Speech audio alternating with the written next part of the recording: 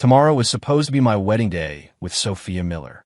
But right now, she was in our condo, the home we were supposed to start our lives in, doing the most intimate thing imaginable with another man. The ring box I was holding slipped from my grasp, clattering on the hardwood floor. The two people in the bedroom obviously didn't hear it. They were lost in their own world, wrapped up in each other. Ethan, I'm marrying Liam tomorrow. Sophia's voice was laced with a hint of regret. This is the last time. Don't worry about it. Just think of it as a parting gift. Ethan Vance's hand caressed her cheek. At least I gotta be your first. A little compensation for that clueless idiot. A knife twisted in my gut. Sophia, the woman I'd known for 8 years, loved for 5, and was about to marry. And Ethan, her old college classmate, her so-called best friend. I forced myself to breathe silently, terrified of making a sound. Liam's been so good to me. I feel guilty sometimes. Sophia's voice cracked. Guilty about what? You don't love him, Ethan scoffed. He's just a rich meal ticket. You and I are the real deal, aren't we? But, no buts. You marry him tomorrow, get access to his assets, and we'll figure out the rest from there. Ethan's words sent a chill down my spine. Besides, the moron has no idea. I squeezed my eyes shut, trying to get a grip. 8 years of history, 5 years of what I thought was love. And to her, I was just a meal ticket. The sounds from the bedroom grew more explicit. I couldn't stand to listen anymore. I turned and walked away. Back in the living room, I lit a cigarette with a trembling hand. Through the smoke, I remembered the first time I saw Sophia. She had just graduated from college, wearing a simple white blouse, her smile as pure as an angel's. For her, I turned down the corporate merger my family had arranged for me. For her, I signed over half of my company's shares in her name. For her, I would have given up everything. And what did she do? She was with another man. In our home. My phone buzzed. It was her. I stared at the familiar name on the screen, and, to my surprise, I laughed. Liam, where are you? You're still not back. Her voice was as sweet as ever. It's our wedding tomorrow. I'm getting a little nervous. Just wrapping a few things up at the office. I'll be home soon, I said, struggling to keep my voice steady. You should get some sleep. You need to be the most beautiful bride tomorrow. Okay, I'll wait for you. I hung up and took a long drag from my cigarette. Wait for me? You and Ethan waiting for me together? I opened a Nest app on my phone. I'd installed security cameras around the condo to keep her safe. I never imagined the one thing I did to protect her would become the very evidence that exposed her. The video feed was crystal clear. It was more than enough to show anyone exactly what Sophia and Ethan had been doing. I saved the footage and grabbed my car keys. It was time to go home. Time to face the woman I loved and her partner in crime. Sophia, you think I'm an idiot? Fine. I'll show you just how big of an idiot I can be. By the time I got home, Ethan was gone. Sophia, dressed in a silk nightgown, was in the kitchen making me a late-night snack. Liam, you're back. She turned and smiled at me, her face still flushed from her recent activities. I made you some pasta. I figured you'd be hungry. Seeing her play the part of the perfect, caring fiancé made my stomach turn. Sophia, I have a question for you, I said, sitting down at the dining table, trying to remain calm. What is it? She placed the bowl of pasta in front of me, her movements as gentle as always. Was Ethan here tonight? Her body went rigid for a split second before she recovered. No, of course not. I've been here all night. Why? No reason. I just thought I saw his car downstairs, I said, looking down at the pasta while watching her reaction from the corner of my eye. He probably knows someone else in the building, she replied, sitting across from me. Liam, have you been under a lot of stress lately? You seem a little paranoid. Paranoid? I almost laughed out loud. Maybe I have. I put down my fork and looked her straight in the eyes. Sophia, do you love me? Of course I do, she answered without a flicker of hesitation, her eyes so clear you'd think she didn't have a secret in the world.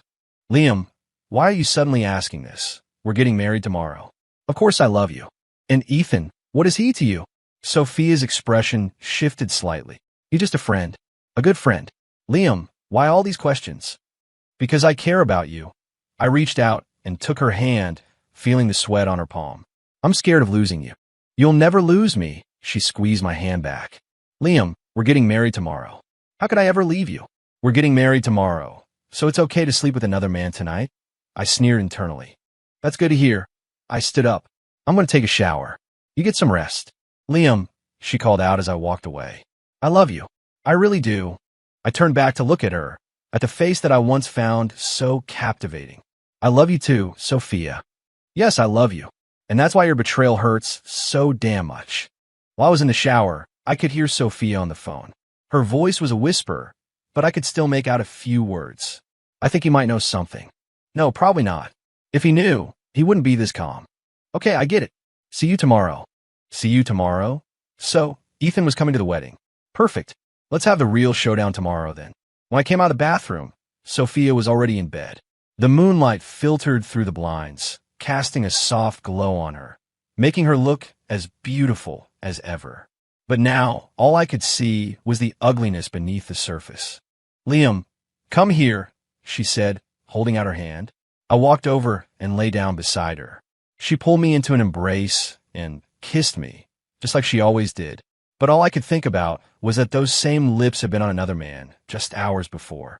After tomorrow, we'll be husband and wife, she whispered in my ear. Yes, husband and wife, I replied, thinking to myself, too bad this marriage is going to be a lot shorter than you think. Sophia fell asleep quickly, her breathing even and soft. I lay beside her, wide awake. I picked up my phone and sent a text to my private investigator. The wedding is tomorrow. If everything goes according to plan, have all the files ready. The reply came back almost instantly. Boss, are you sure you want to do this? I glanced at the woman sleeping peacefully next to me and typed back. I'm sure. Sophia, Ethan, you both think I'm a fool. Tomorrow, I'm going to show everyone just how wrong you are. 3 on the morning of the wedding, I was up before the sun. Sophia was still fast asleep. I quietly slipped out onto the balcony and called my private investigator, Rick Evans. Is everything ready? All set, boss. I've got the full background check on Ethan Vance, plus a lot more evidence on him and Ms. Miller. Evans's professional voice came through the phone. But boss, today is your wedding. Are you absolutely certain about this? It's because it's my wedding that I have to do this, I said, watching the sun begin to rise over the Chicago skyline, feeling none of its warmth. Send everything to my email. Videos, photos, text message logs. Don't leave a single thing out. You got it, boss. One more thing about Ethan Vance's outstanding debts. We'll deal with that after the wedding. I cut him off. Today, I just need the proof. We'll handle the rest later. After hanging up, I went back into the bedroom. Sophia was awake, stretching lazily in bed. Good morning, my handsome groom, she smiled sweetly at me. Today is the most important day of our lives. Yes, the most important day. For you, maybe. For me, it's the day this all ends. Good morning, my beautiful bride. I leaned down and kissed her forehead, ready to be my wife. Of course, she wrapped her arms around my neck. Liam, I promise I'll be a good wife. A good wife? A woman who was cheating in our home the night before our wedding is promising to be a good wife.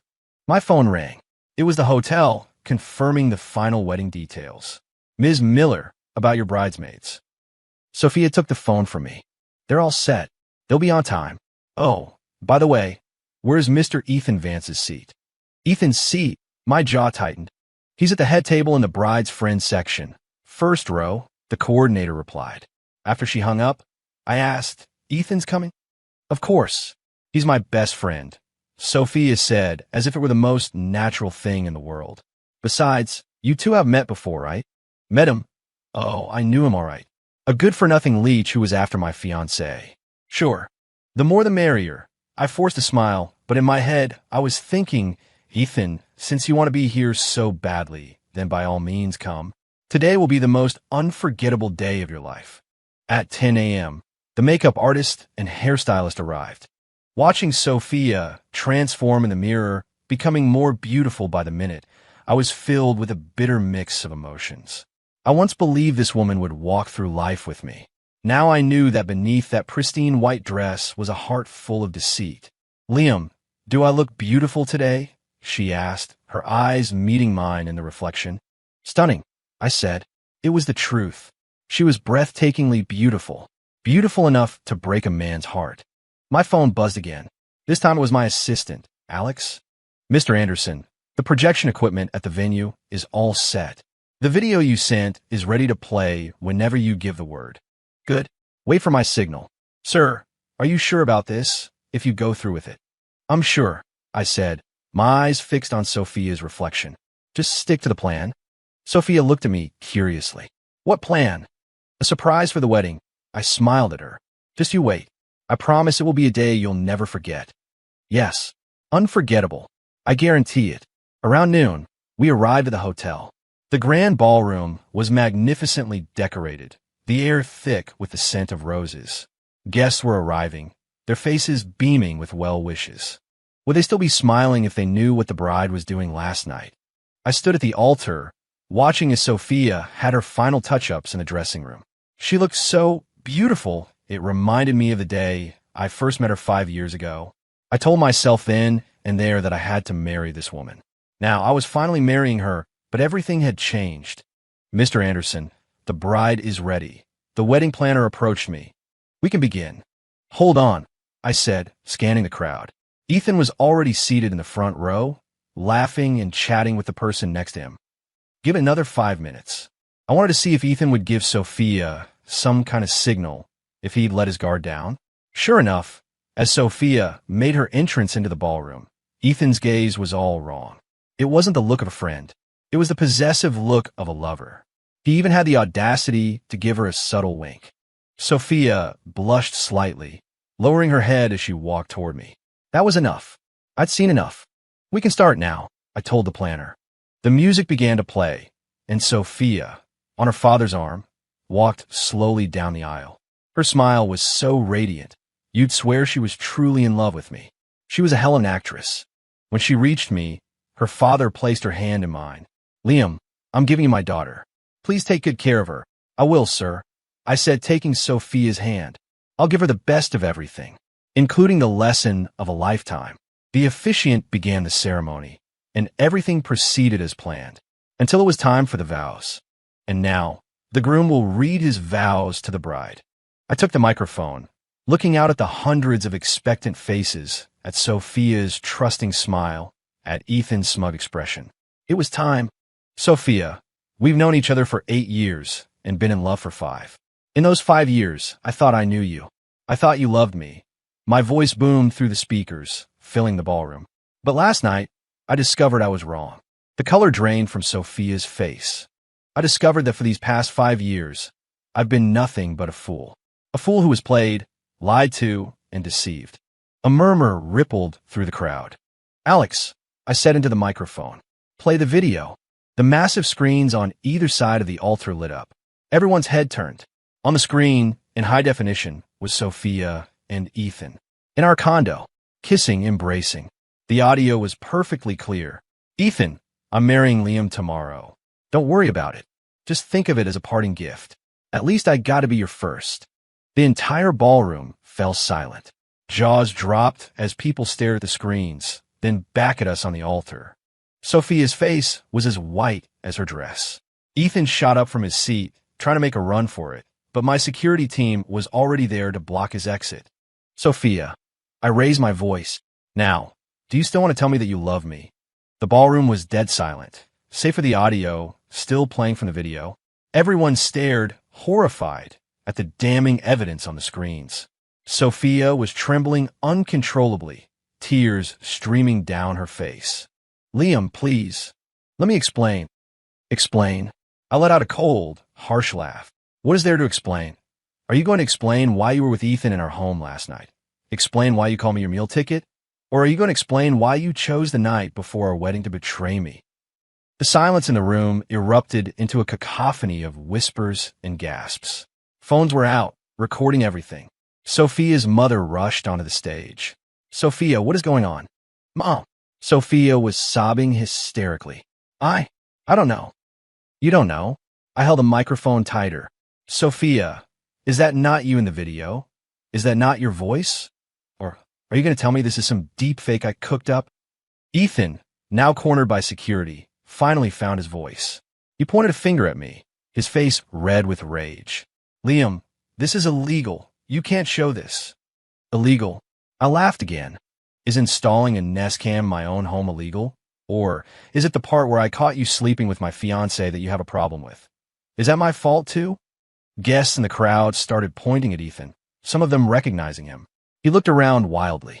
"What are you all standing around for?" he yelled at his friends. "Let's get out of here." "Ethan." I called his name, my voice dripping with ice. "Did you really think you could just walk away?" I pulled out my phone and made a call. "Mr. Evans, you can send them in." A few minutes later, 2 uniformed police officers walked into the ballroom. "Ethan Vance," one of the officers said, "you're under arrest on suspicion of felony fraud. Please come with us." "What?" Ethan's face went pale. "On what grounds?" "On the grounds that you've falsified your credentials to gain employment at my company.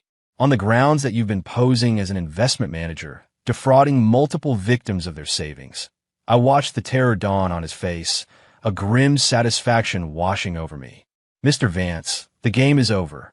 As they escorted a struggling Ethan out, I turned my attention back to the woman who was now a crumpled heap on the floor. She crawled towards me, grabbing the leg of my pants. "Liam, please forgive me. I swear, I know I was wrong." "You know you were wrong?" I looked down at her, this woman who had once held so much power over me, now groveling at my feet. "Wrong about what, Sophia? I shouldn't have betrayed you. I shouldn't have been with Ethan." She cried, her makeup running down her face. "Liam, I do love you. I swear." Ethan was just a moment of weakness. A moment of weakness.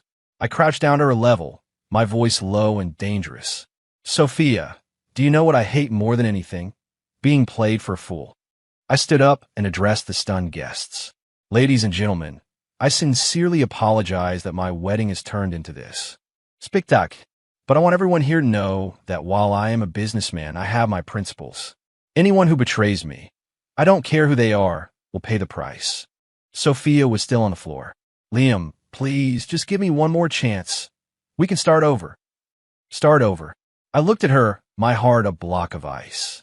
"Sophia, if I hadn't found out about last night, would you have ever told me?" She stared at me, speechless. "If Ethan hadn't been arrested, would you have ended things with him?" Silence. "If I hadn't played that video today, would you have confessed tonight, on our wedding night?" She had no answer. "See, you can't even lie your way out of that one," I said. I turned back to the guests. "The wedding is obviously off, but the bar is open and the food is paid for. Please enjoy the party." With that, I turned and walked off the stage, not looking back. Behind me, I could hear Sophia's agonizing sobs. Liam, come back, please." But I kept walking. Some things, once broken, can never be put back together. "Sophia, this is only the beginning. You destroyed my love, and now I'm going to destroy your life." I didn't see or speak to Sophia for a week after the wedding. That wasn't. She blew up my phone with calls and texts. She even showed up at my office building, waiting for me in the lobby. I ignored all of it. I had more important things to deal with. "Mr. Evans, what's the status on the Ethan Vance case?" I asked, sitting in the private investigator's downtown office. "It's been handed over to the D. The evidence is airtight.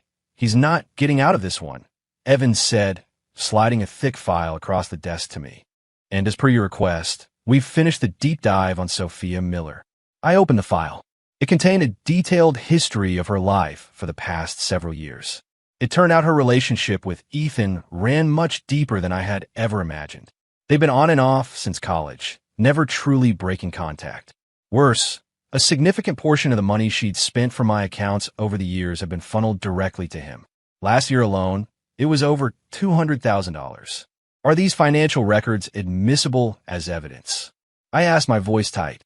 Absolutely. We also discovered that Ms. Miller has been quietly liquidating some of the stocks and properties under her name, assets you gave her. My fists clenched.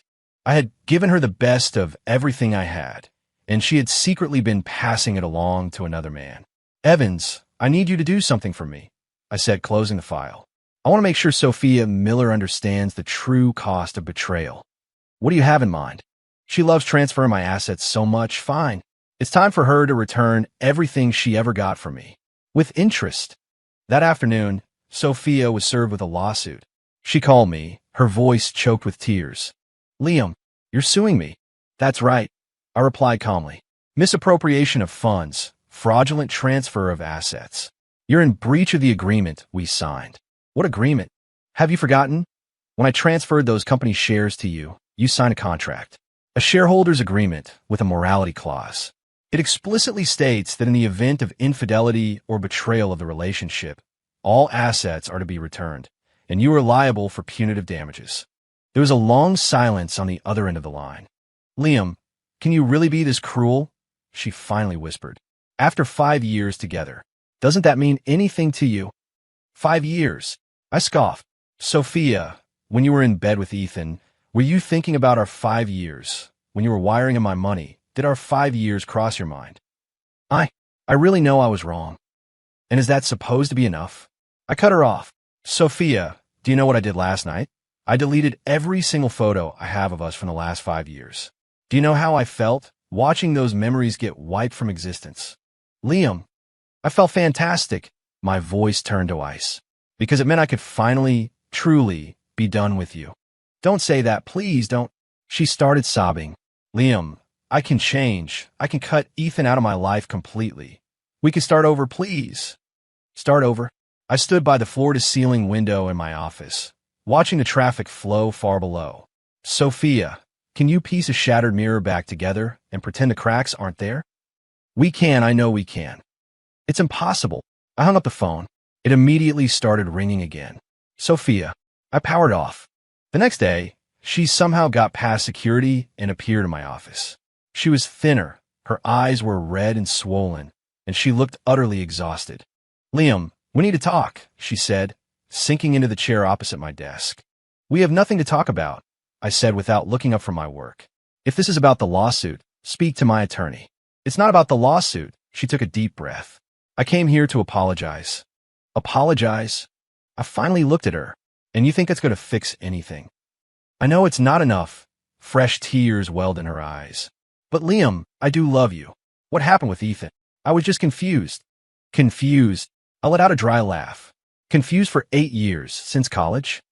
She froze. You know. I know everything. I slid the P.I. report across the desk. The photos of you two in college. The bank transfer records from the last few years. The evidence of you selling off the shares I gave you. Sophia, when are you going to stop lying? Her eyes scanned the documents, and she completely fell apart. Liam, I was wrong. I was so wrong. She slid out of her chair and knelt on the floor beside my desk. Please forgive me. I'll do anything to make it up to you. Anything. I stared down at the pathetic figure on the floor, feeling nothing but contempt. Can you turn back time, Sophia? Can you take me back 5 years so I can make a different choice? Liam, you can't. Some mistakes can't be fixed. I stood up, towering over her. Just like my love for you. It's dead. It's not coming back. But I still love you. She looked up, her face a mask of desperation. I realize it now. The person I really love is you. Ethan is nothing compared to you. It's a little late for that revelation. I walked to the door. Security, please escort Ms. Miller out. Liam, she tried to scramble to her feet to follow me, but was blocked by the guards. Liam, you can't do this to me. We had so many good memories. I paused at the door and looked back at her. Good memories? Maybe for you, Sophia. For me, they're just a source of shame now. I walked out without another word, her heart-wrenching cries echoing behind me. This time I felt nothing, not a flicker of pity. This was only the beginning, Sophia. I'm going to make you feel what it's like to be betrayed, to lose everything, just like you did to me. A month later, Sophia's world had completely unraveled. The court ruling came down.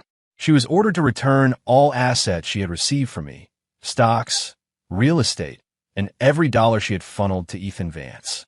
The total came to just over $8 million. Ethan, meanwhile, had been sentenced to 3 years in prison for fraud.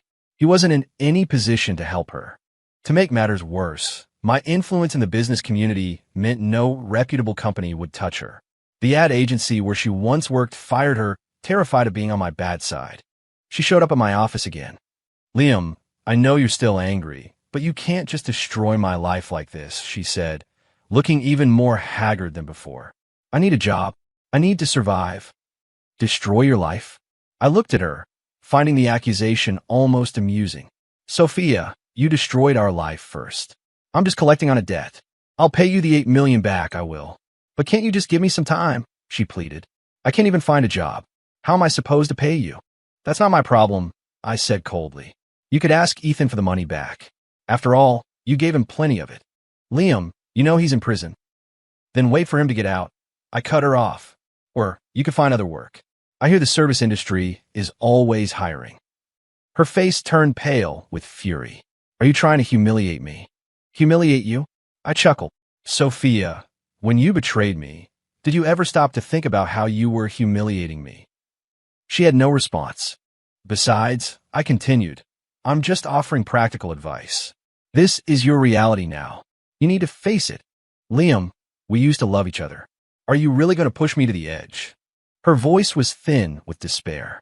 The edge. I scoffed. You have your health. You have your 2 hands. How is that the edge? I'm just asking you to pay what you owe. It's perfectly reasonable. But $8 million.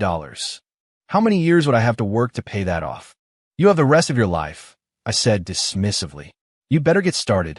She suddenly dropped to her knees. Liam, I'm begging you. For the sake of what we once had, please give me a chance to live. What we once had. The sight of her on the floor filled me with disgust. Sophia, was there ever really a we? At least not for you. There was, she insisted. I see it now. The person I truly loved was you.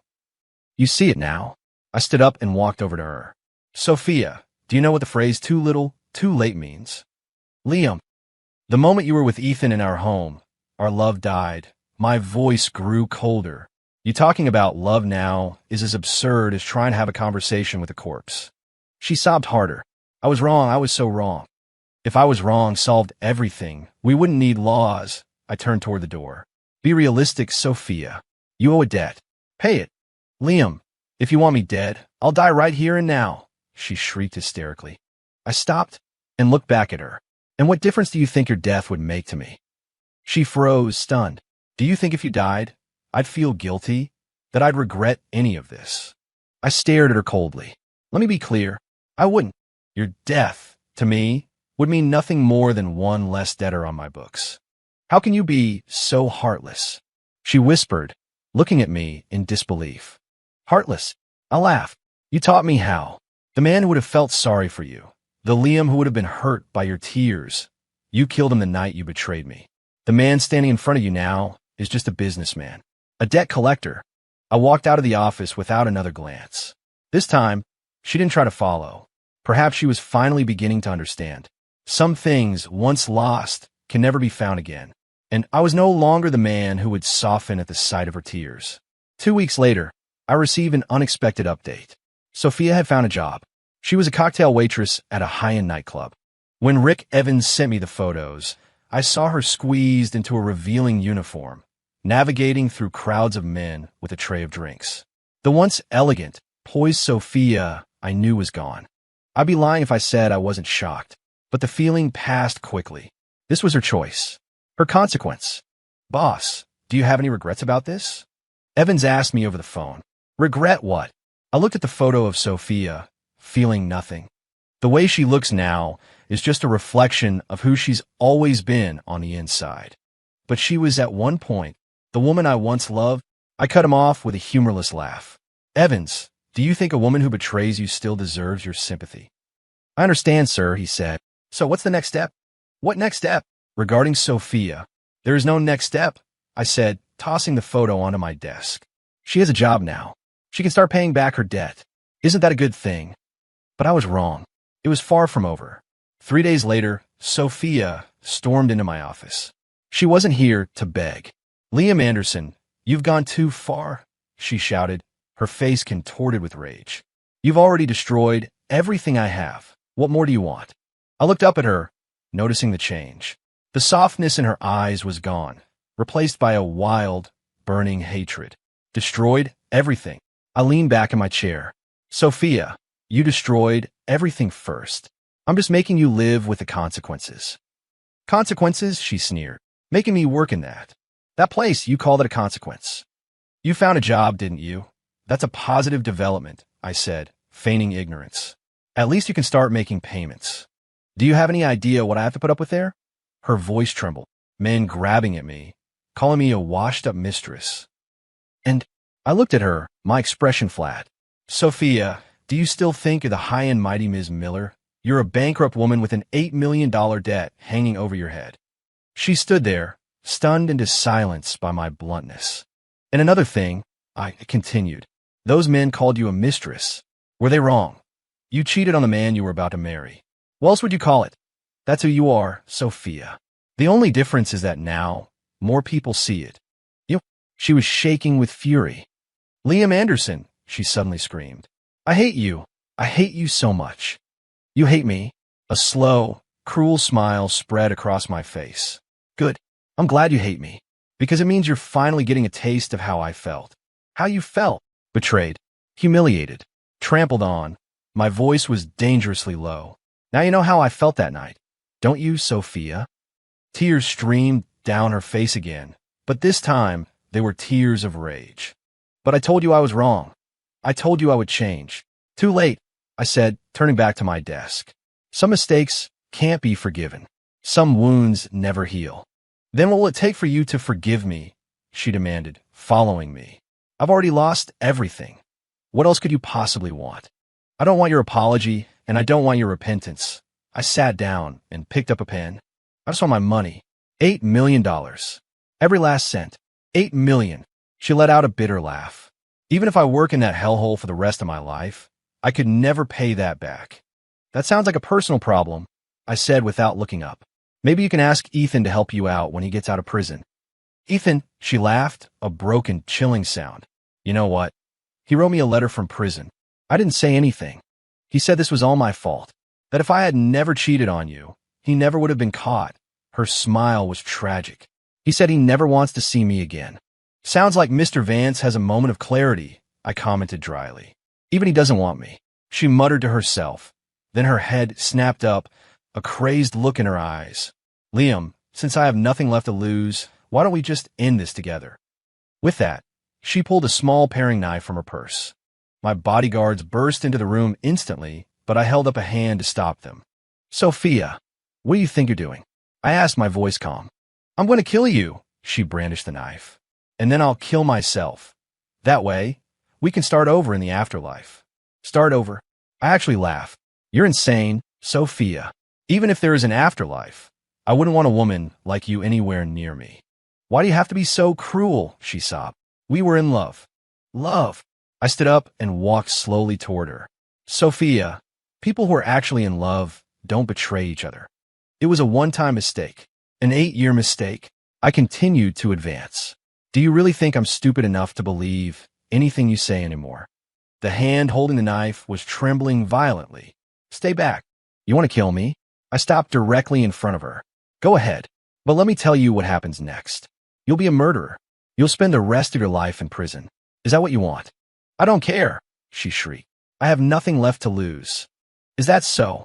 In a swift movement, I grabbed her wrist, my grip like steel. Sophia, do you know what real despair is? She struggled, but she was no match for me. Real despair is killing me, only to find out that absolutely no one will feel sorry for you. Not your parents, not your old friends. Even Ethan will think you're just a psycho. I twisted her wrist sharply, and the knife clattered to the floor. At that point, you won't even have a shred of dignity left. She collapsed completely, sinking to the floor in a heap, sobbing uncontrollably. Why? Why are you doing this to me? I looked down at her, my heart is stone. Because you betrayed me. This, Sophia, is the price of betrayal.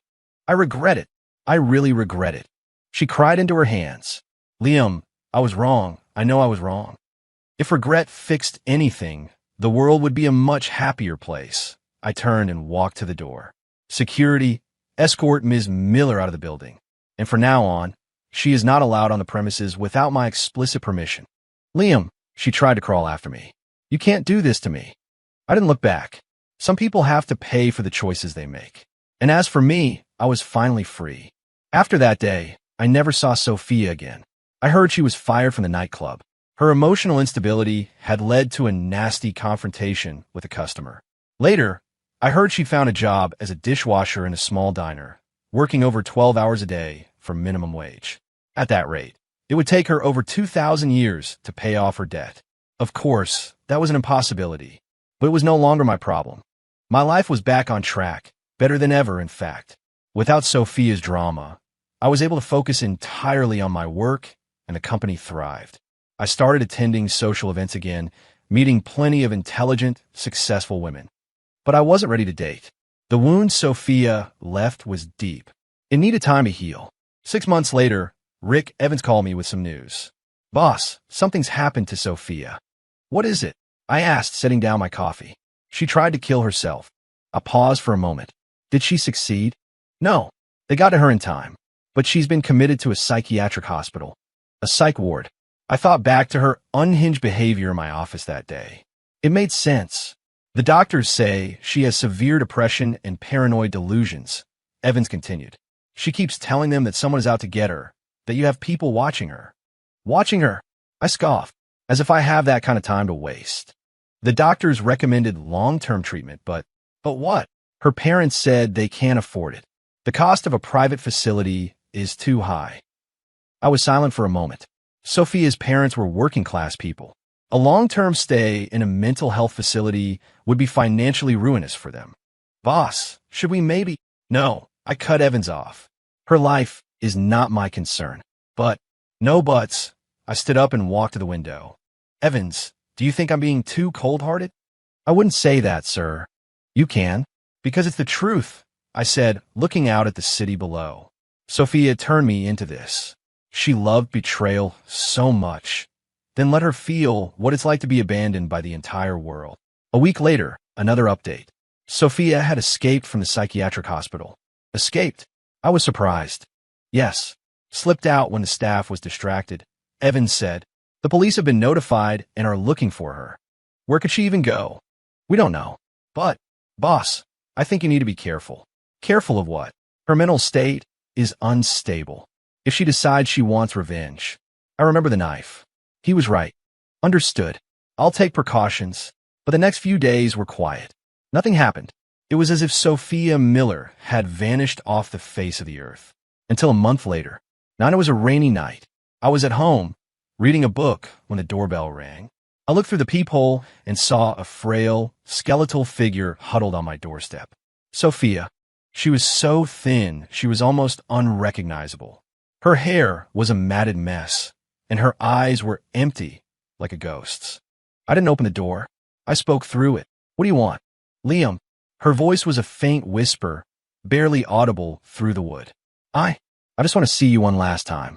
"One last time?" I sneered. "What kind of game are you playing now, Sophia?" "No games."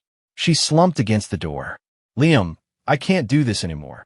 And I wanted to see your face one more time before I die." Her voice was utterly devoid of hope. "Just once. Then I'll disappear. I'll never bother you again." I hesitated. Then, against my better judgment, I unlocked and opened the door. She stumbled inside and immediately collapsed to her knees on the floor. Sophia, I was shocked by her appearance up close. She looked like a skeleton. Her clothes were ragged, and her hands were covered in cuts and bruises. "Liam, I was wrong." She looked up at me, tears filling her vacant eyes. "I know I was wrong. I should have never betrayed you, never hurt you." What good does saying that do now? I looked down at her, my heart unmoved. "I know it does no good." She gave a bitter smile. "And I know you'll never forgive me. That's why I came here, to tell you that I'm going to die." "You're going to die," I said coldly. "Sophia, if you think threatening suicide is going to make me feel sorry for you, you're mistaken. It's not a threat." She shook her head. "I really want to die. Living is too painful. Every day is filled with regret. Every day I think about you." "You think about me?" I laughed. "Sophia, when you were with Ethan, were you thinking about me then?" She was speechless. "When you were sending him my money, were you thinking about me?" "Liam, when you were betraying me on the eve of our wedding, were you thinking about my feelings?" My voice grew colder with every word. "And now you have the nerve to tell me you think about me?" She began to sob uncontrollably. I was on my mind. I thought Ethan really loved me. "So you betrayed the one person who actually did?" I crouched down, forcing her to look at me. "Sophia, do you know what karma is?" "I know. I'm living it right now." She choked out between sobs. "Liam, I regret it so much. If I could go back, I would never have done it. But there are no do-overs." I stood up. "You destroyed our love, Sophia, and now you're paying the price." "I've already paid it." She said hopelessly. I've lost everything. My job, my friends, my dignity. It's not enough, I said flatly. You still owe me $8 million. $8 million. She smiled sadly. I can't pay that back in this lifetime. Then pay it in the next. She stared at me, then slowly got to her feet. Liam, do you really feel nothing for our past? Our past. I looked at her. The moment you betrayed me, Sophia, our past ceased to exist. But we were in love. No, I was in love. I corrected her. To you, I was just an ATM, a backup plan. The last glimmer of light in her eyes died. She was completely broken. I understand, she said, turning and walking to the door. Liam, I won't bother you again. See that you don't. She reached the door, then paused and looked back one last time. You're going to regret this, Liam. Regret it? I scoffed. The only thing I regret is not seeing who you really were sooner. She didn't say another word. She just opened the door and walked out into the stormy night. I closed the door and locked it. This time, it truly felt like the end. 3 days later, I got a call from the police. Sophia was dead. She had jumped from the roof of a 20-story building. She died on impact. She left a suicide note. Liam, I know you'll never forgive me, and I'm not asking you to. I just want to say that I did love you, even if I had a twisted way of showing it. I'm in my life now, not to threaten you, but because I truly can't bear this pain anymore. I destroyed our love, and in doing so, I destroyed myself. I hope that after I'm gone, you can find happiness. I hope you can remember the good times we had and forget the mistakes I made. I'm sorry, Liam. I love you. Sophia. I read the letter and felt nothing. No sadness, no regret, not even a sense of relief. It was like reading the obituary of a stranger. Rick Evans was with me. Boss, are you okay? Why wouldn't I be? I handed the note back to the officer. Her death has nothing to do with me. But the note, what she wrote in a letter, doesn't change the facts. I stood up. Sophia killed herself. I didn't push her. She made her choices, and she is responsible for them. The officer nodded. We understand, Mr. Anderson. The case is being ruled as suicide. After finishing with the police, I went back to the office. My assistant, Alex, looked at me with concern. Mr. Anderson, about Ms. Miller. Do you need to take some time off? For what? I looked at him, my expression unreadable. She has nothing to do with me. But, no buts, I said, walking into my office. Business as usual. And just like that, Sophia's death had zero impact on my life. I worked, I held meetings, I lived my life as if nothing had happened. 2 weeks later, a letter arrived from prison. It was from Ethan Vance. He'd heard about Sophia's death and wrote that he regretted ever getting involved with her. He said if it weren't for him, maybe she wouldn't be dead. He asked if I could find it in my heart to forgive her, to maybe visit her grave. I tore the letter into tiny pieces and threw it in the trash. Forgive her, visit her grave. What a joke. Sophia chose betrayal. She had to live and die with the consequences. Her death proved only one thing. The price of betrayal was far higher than she ever imagined. A month later, I heard Ethan got into a fight in prison, and his sentence was extended. 2 months after that, word was he was brutally beaten by other inmates and nearly died. I was at a business dinner when I heard the news. Mr. Anderson, you seem to be in a good mood tonight, the client noted. I am, I said, raising my glass of whiskey, because justice has been served. 6 months after that, I started dating again. She's a lawyer, smart, independent, and beautiful. Most importantly, she's loyal. We have a great time together. She never asks about my past, and I never bring it up. The whole nightmare with Sophia and Ethan is finally over. A year later, today, I'm sitting in my office, looking out at the sunlit Chicago skyline. Life is good. There are no lies, no betrayals, no unworthy people in my life. I open a desk drawer and take out one last thing, a printed screenshot from the security footage of the last time Sophia was in my office. In the photo, she is gaunt, desperate, a beggar in my corporate palace. This was the price of betraying me. I tear the photo into shreds and drop it into the wastebasket. From this day forward, I will erase the name Sophia Miller from my memory completely. She doesn't deserve to be remembered.